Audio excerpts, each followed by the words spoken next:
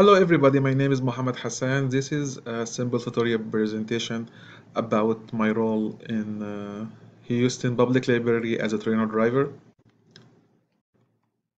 I will do my best as a new position to make it fun weekly activity with friends, reading books through the mobile RV, and meeting new people every time I visit different location, doing a research for me and helping others doing their own research, and the computer usages make it available for each group different neighborhood and helping with the homework and business plans.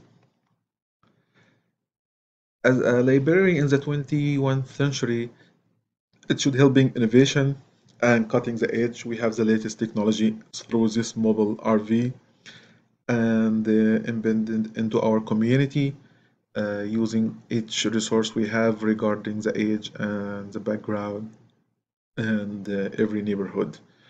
For more details, I will have another presentation coming with each point in details. And thank you very much for giving me this opportunity.